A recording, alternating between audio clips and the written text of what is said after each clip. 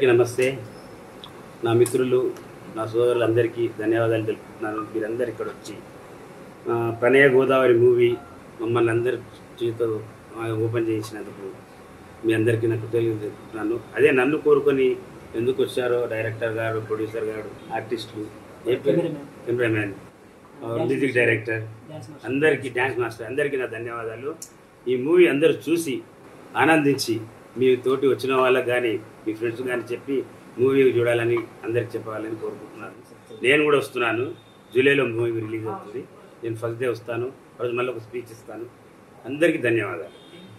ఈరోజు ప్రణయ Godavari movie team తోటి అన్న దగ్గర రావడానికి ఎంతో ప్రేమతోటి అన్న మమ్మల్ని దీవిస్తాడని ఉద్దేశంతో ఇక్కడ వరకు రావాల్సి వచ్చింది.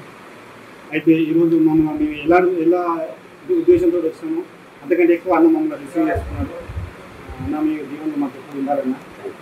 మీరు కూడా మీరు జీవించడం చాలామంది సినిమా ఇండస్ట్రీలో ఉన్నారు. అందరూ ఎందుకు పై స్థాయిలో ఉన్నారు. మేము కూడా అలాంటి స్థాయికి వచ్చేటట్టు మీరు కూడా మమ్మల్ని జీవించాలని మమ్మల్ని పెట్టి శంకరన్నకు చాలా కృతజ్ఞత తెలియజేస్తున్నామన్నా. నెక్స్ట్ మూవీ రాజమౌళితో చేయాలని కోరుకుంటున్నాను. ఓకే.